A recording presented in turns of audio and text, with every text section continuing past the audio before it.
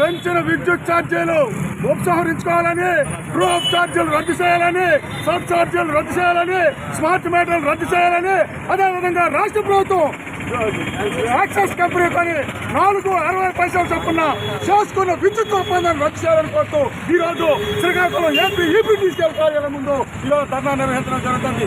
చంద్రబాబు నాయుడు గారు అడుగుతాం, మీరు ఎన్నికలకు ముందు మేము అధికారంలోకి వస్తే విద్యుత్ ఛార్జీలు తగ్గిస్తాము, అంతేకాదు మొత్తం ఇవన్నీ కూడా ఇచ్చేస్తామని చెప్పి మీరు చెప్పినారు.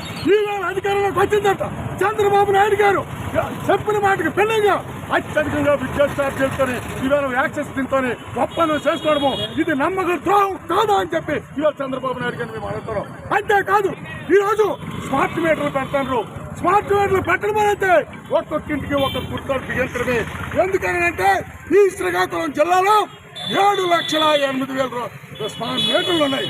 ఇవన్నీ తీసేసి స్మార్ట్ మీటర్ పెడితే ఒక్కొక్క మీటర్కి 13,000 రూపాయలు చొప్పున మనం కడితే సంవత్సరానికి 920 కోట్ల రూపాయలు ఈ స్మార్ట్ మీటర్ల ద్వారా ఈవేళ ఆదాయ కంపెనీకి మనం చెల్లించవలసి వస్తుంది. అందుకోసం ఎట్లాంటివి రద్దు చేయాలని చెప్పి సిపిఎం పార్టీగా మేము డిమాండ్ చేస్తాం. ఈరోజు దేశంలోనే ఎక్కడైనా సరే సోలార్ విద్యుత్తు ₹99, ₹2, లెక్క ఒప్పందాలు దేశంలో జరిగితే మన చంద్రబాబు నాయుడు గారు 4.60 చొప్పున 5 గ్యారంటీ చేసినాడు.